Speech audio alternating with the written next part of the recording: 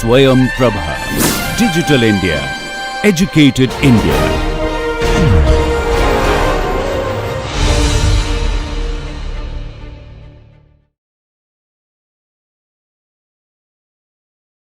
So in this slide, I have a basic sketch of an expectation maximization algorithm for learning a Gaussian mixture model. Okay. Now, what does learning a Gaussian mixture model entail? What are the things that we will have to estimate? Well, we will have to learn the parameters, which are basically the mixing proportions of the each Gaussian, pi k, and the mean and covariance matrix.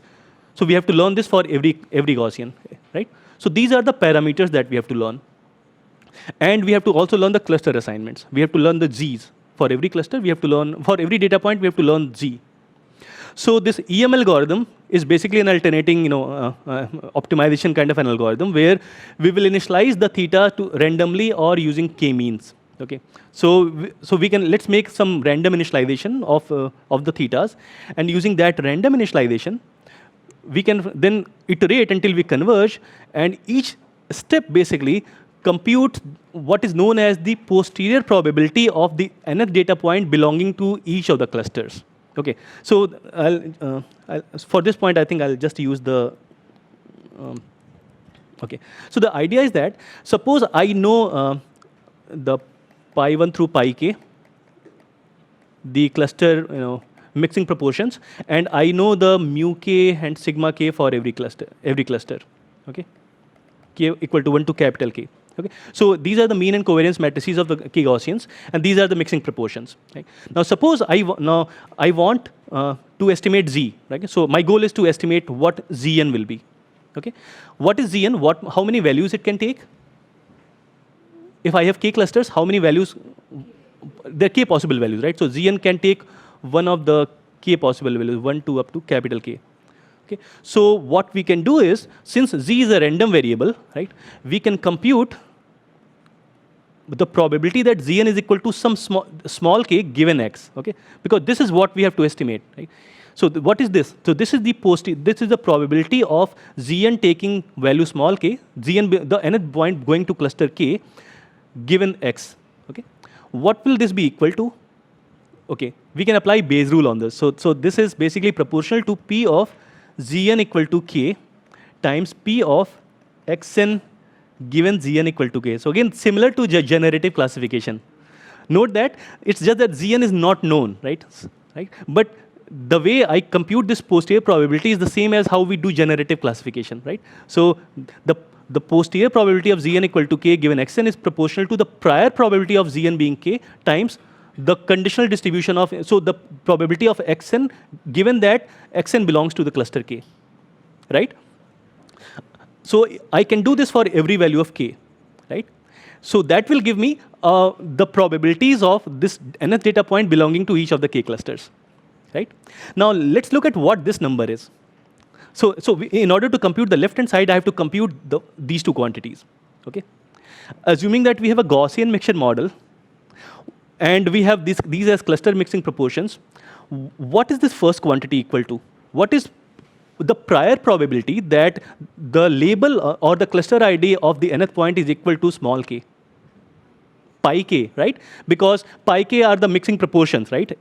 A priori mixing proportion. So this is just equal to pi k. And what is the second quantity equal to? So this is the, assuming that the data point belongs to the kth Gaussian, right? So this is nothing but the PDF of the kth Gaussian, right? So this is normal distribution with mu k and sigma k, right? So this is the PDF of the kth Gaussian. This is the mixing proportion, right? So using this, I can compute this quantity, right? So this will give me the posterior probability of point n belonging to cluster small k or Gaussian small k. So I can compute this for k equal to 1 to capital K, and then so note that it's only up to a proportionality constant, right? But what I can do, but I don't have to compute the normalization constant. I can just do it for every value of k and then normalize it by dividing by this like sum, where I just sum over all values of k. Okay, so this gives me the posterior probability of point n belonging to the kth cluster. Now note that computing this quantity relied on the knowledge of pi k, mu k, and sigma k. Okay, and we made this assumption that someone has provided us a good estimate of pi k, mu k, and sigma k. Okay, given that estimate, I can compute this quantity, right? Once I have computed this quantity for every data point, now I can re-estimate pi k, mu k, and sigma k. Because once I know which data point belongs to which cluster, right, I can re-estimate pi k, because now my estimate of pi k will be refined, because maybe points have shifted their allegiance to different Gaussians. So I can recompute what pi k is, and I can also recompute the cluster means and covariances, because now I know that maybe a different set of points belong to each cluster, right? So I can recompute these quantities. Okay, so let's go back to the slides and see what the re-estimation equations are. So as you can see here, this is exactly what I have computed. So essentially, I've used a different notation here that, so gamma nk is basically the posterior probability of point n belonging to the cluster small k. This is proportional to pi k times this kth Gaussian. And so we compute this and we just renormalize so that it sums to 1. So essentially, if you look at this thing, gamma nk summed over all values of k will be 1, because essentially we are distributing the probability of a cluster of a data points being assigned to the k clusters, right? So this thing summed over all values of k will be equal to 1. So if there are 5 clusters, then it may happen that the probability of this point belonging to one cluster is 0.2, 0.3, 0.5, and then maybe 0.1, 0.1, and so on. Okay. So again, just like go back to the algorithm. So we initialize with assuming that theta is known. Given the current knowledge of theta, we can estimate this quantity, right? Once we have estimated this quantity, we can re-estimate mu, sigma, and theta k. Pi, mu, and sigma. And these estimations are not very hard, because once you know which point belongs to which cluster, right? Estimating means is straightforward. If you're doing MLE, you just have to compute the empirical mean of data, right? Likewise, estimating the covariance is also, if we are doing, so here I'm assuming that I'm doing MLE. You can also do map or Bayesian, but I'm just keeping it simple here. So note the form of these equations, by the way.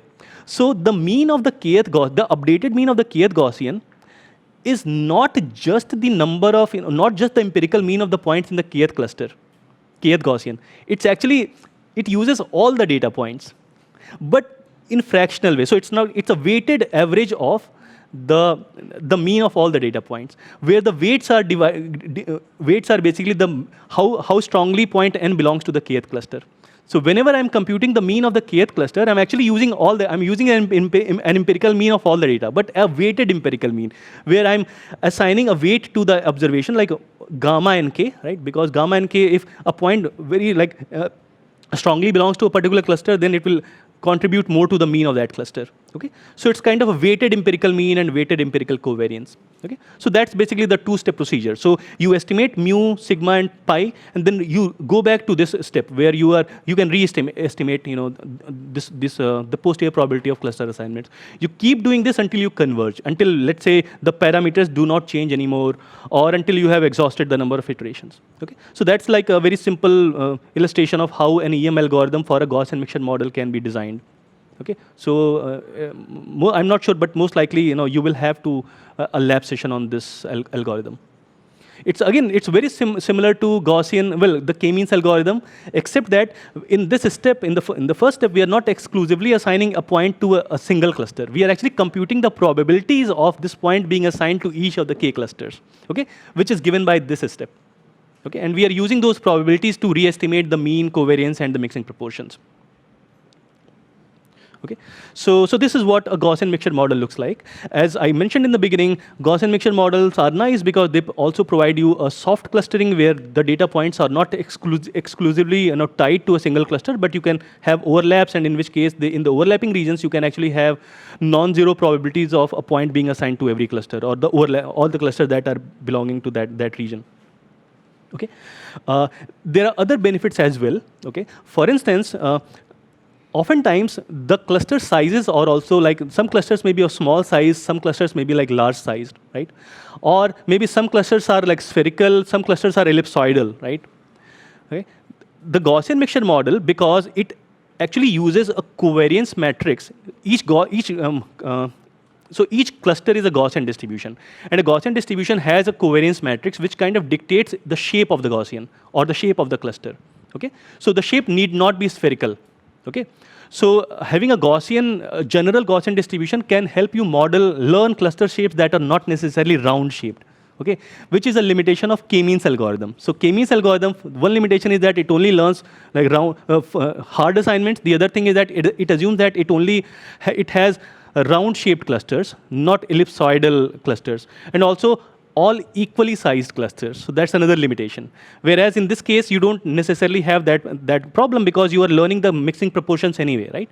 So you can actually, so this picture kind of shows you that if you have, let's say, original data that looks something like this, so the red, green, and blue, if you apply a k-means algorithm, because of the fact that it tries to basically learn equi-sized clusters, it tries to like learn fairly big clusters. So it confuses some of these clusters, points, right?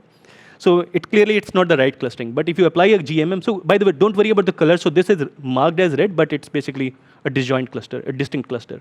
But something like a GMM can actually correctly identify that some of the clusters are smaller sized. Okay.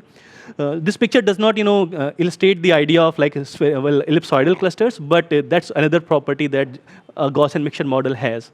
That it doesn't assume that for example, so this kind of a thing cannot be learned well using a Gaussian mixture model, because Gaussian mixture model will try to fit kind of a spherical clusters. So it might just label some of these green points as red points. Okay, but something like a GMM will correctly identify this clustering structure. So GMM clearly has some benefits over Gaussian mixture model, and they are not limited to just like the soft assignment, but there are several other benefits. The other benefit that is of course there that you can actually learn it in a Bayesian way by using prior distributions on the parameters of the model. The parameters are basically the mu, sigma, pi, and these parameters. There are some other aspects that you should keep in mind when you are learning things like Gaussian mixture models or latent variable models in general.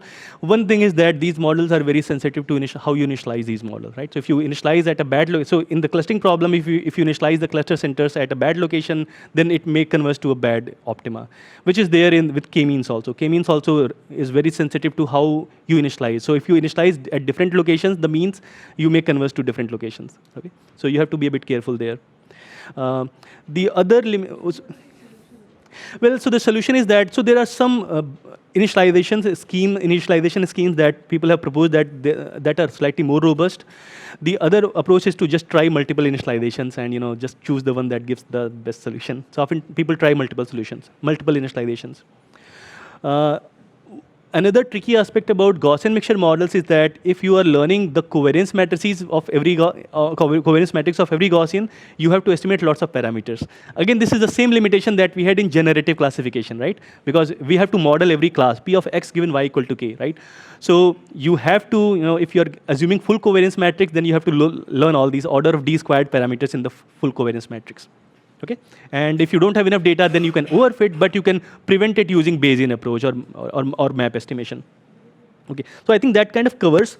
There are some other benefits of the Bayesian. If you solve Gaussian mixture model using a Bayesian approach, then you can also learn the number of clusters. So that's another thing that I'm not talking about here, but there is a way to learn number of clusters as well.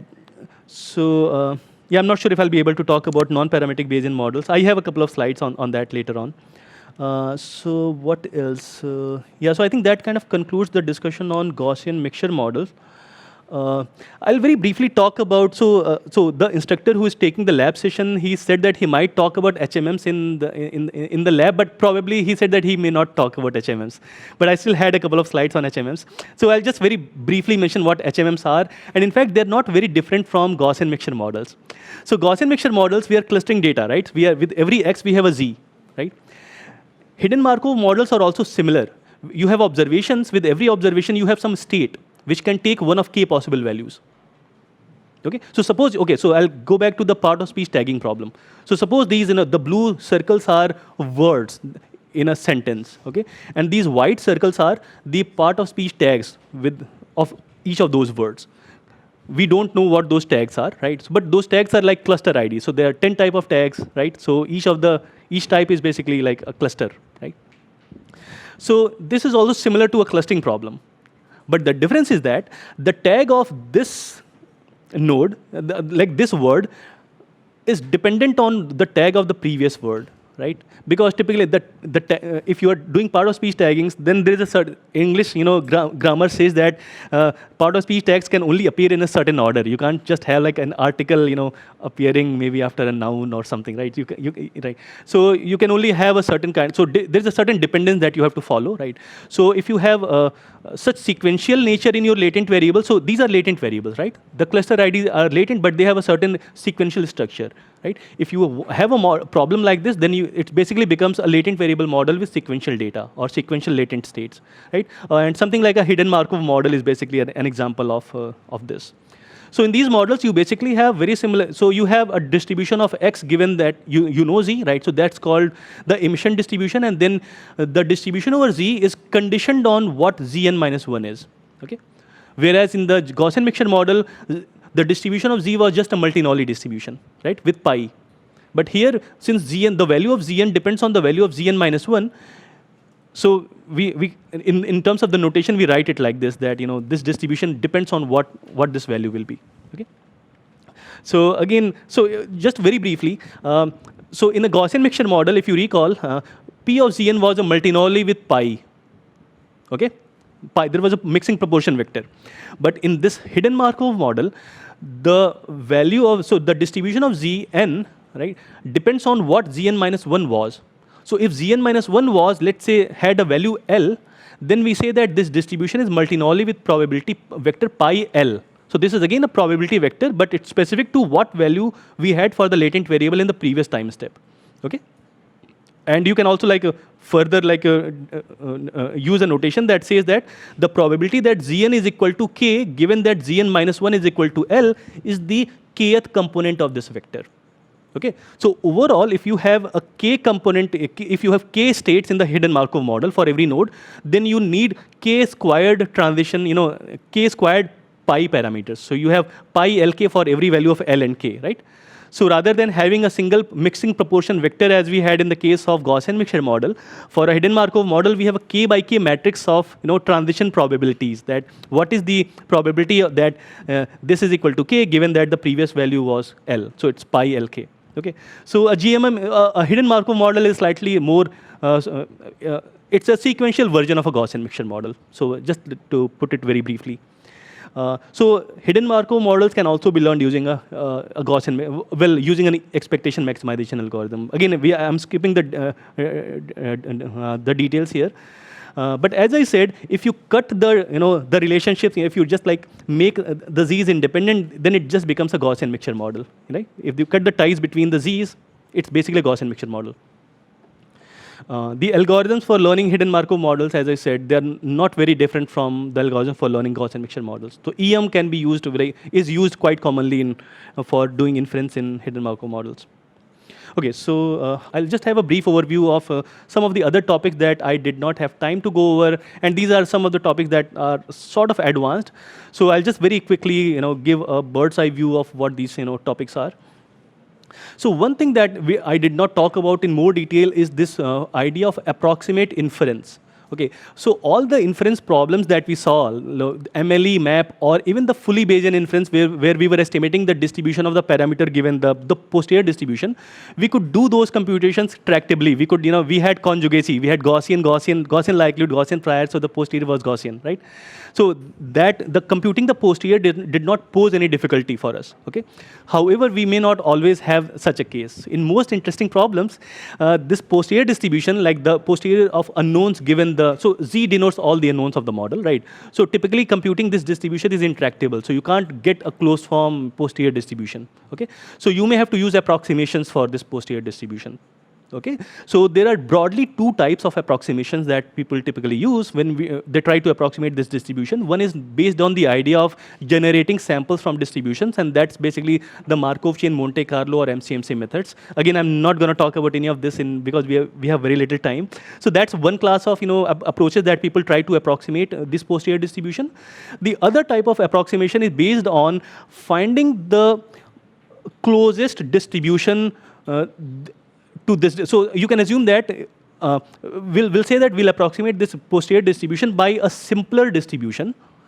So we'll approximate P by Q by finding Q. So we'll say that we'll approximate P by Q where Q is defined by some parameters phi, okay? And we'll try to find the optimal phi that minimizes the distance between the P distribution and the Q distribution. So this KL is called the Kullback-Leibler distance. So it's a way to, think of it as the distance between two distributions, okay?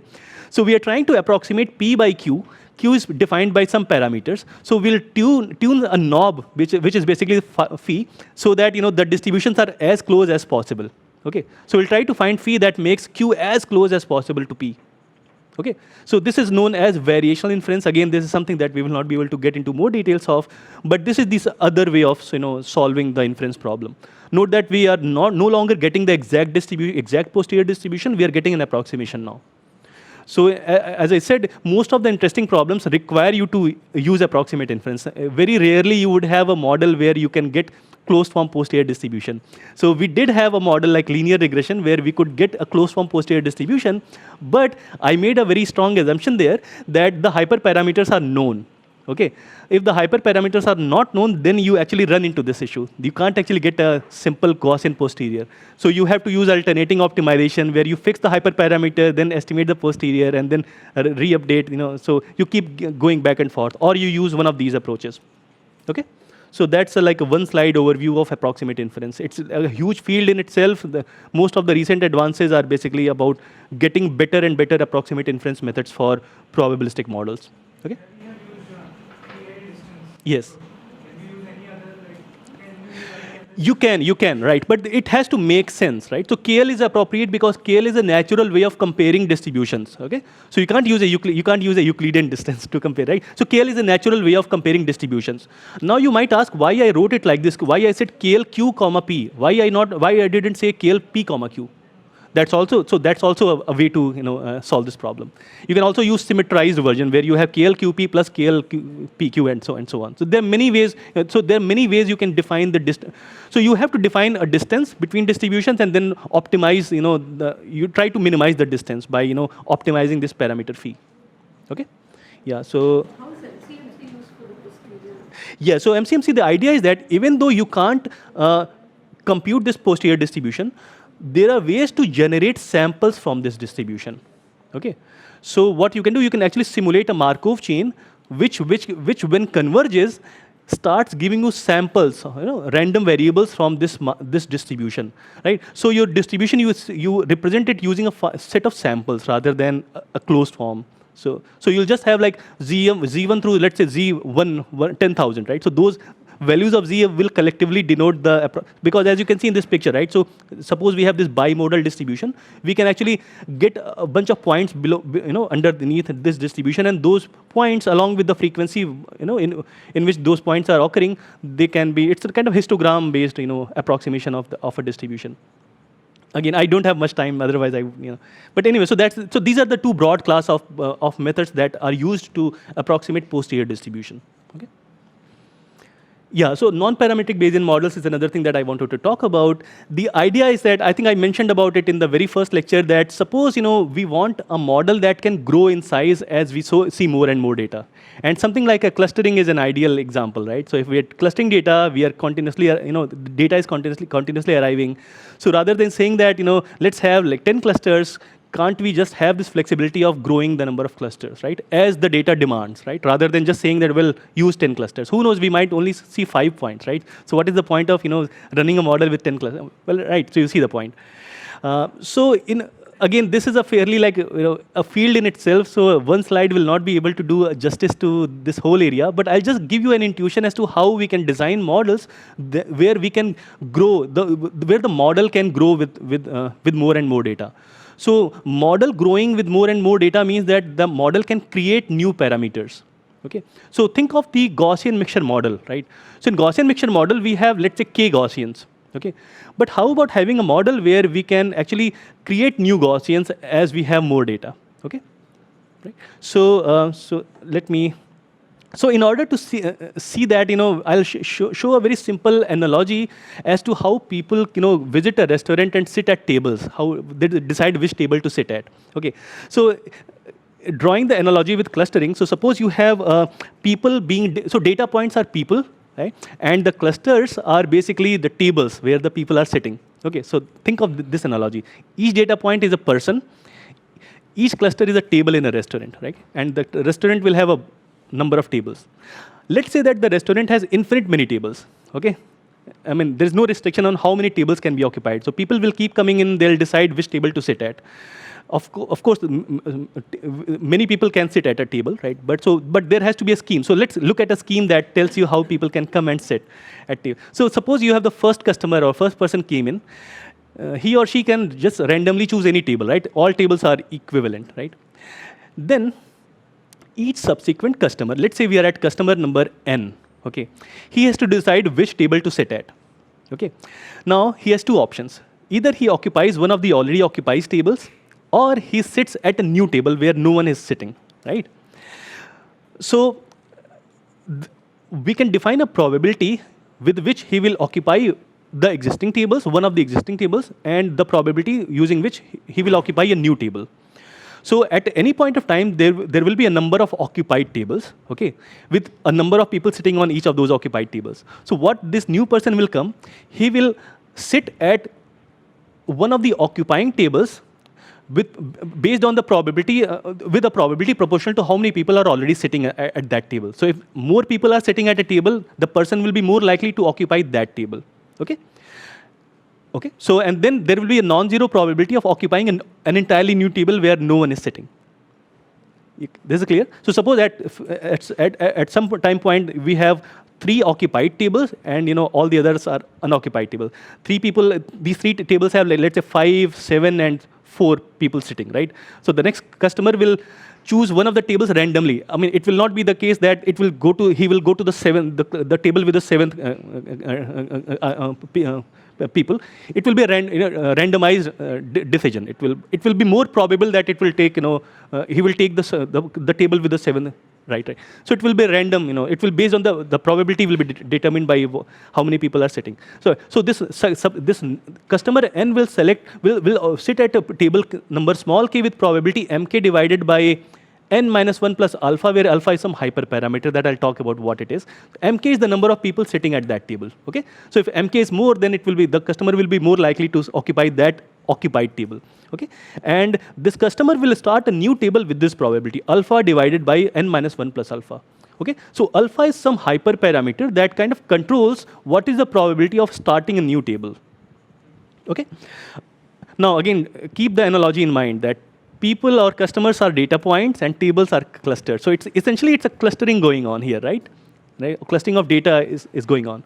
So in some sense, the probability of the nth data point or nth cluster or nth customer occupying the jth table, given that we have seen n minus 1 other customers, is either for the existing tables, it is given by this, how many other people are sitting, and with alpha divided by n minus 1 plus alpha, it will occupy the new table, right? So this process, so note that in this process, we have not assumed how many tables are going to be occupied. It's a dynamic process, right? So at any time point, there's always a non-zero probability of not sitting at any of the existing tables. Again, analogy is that for the new data point, there is a non-zero probability that it will not occupy any of it will not be assigned to any of the existing cluster. It will start its own cluster. Okay, so this is the analogy that you can think in terms of people entering the restaurant and then sitting at either the existing tables or starting a new table. Okay, so this process kind of defines a prior distribution on the seating arrangement in a restaurant with an infinite stream of customers and unbounded number of tables, right? So the same analogy can be now imported in for designing non-parametric Bayesian models, because whenever you are creating a new table, you are starting a new cluster or new Gaussian, right? So this same analogy or same intuition can be used to design non-parametric Bayesian models. Again, it's one slide, high level, very very high level summary.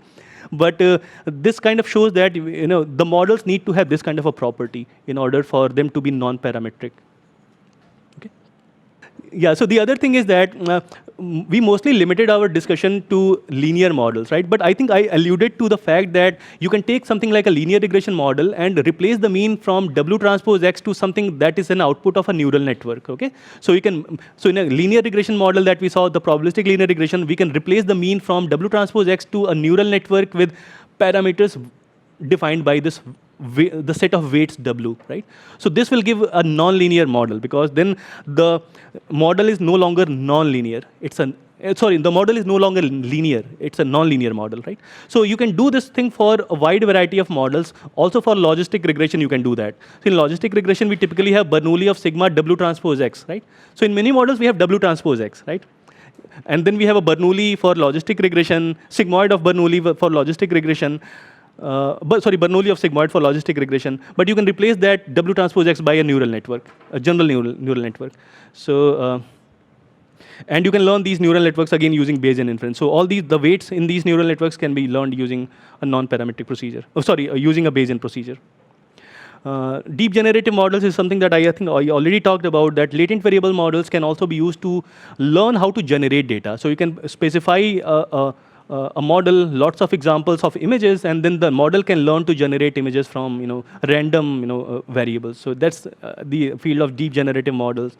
The final thing that I wanted to talk about, but I'll just very quickly skip, there is this notion of Bayesian optimization. This is again a very, very useful technique for optimizing functions for which you don't know what the function's form is. So if you don't know what f of x is, if you can only get values of the function at a small number of locations, can you optimize this function? Can you find the minima or maxima of this function?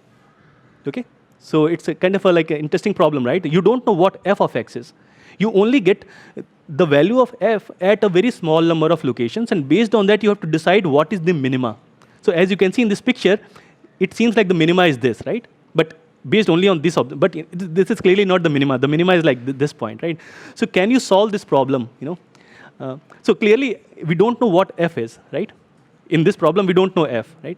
But if we have a Bayesian approach, then we can, using these blue points, we can infer what the function is. We can use what f is, right? So there are two problems. We have to learn f and also find its minima or maxima, right?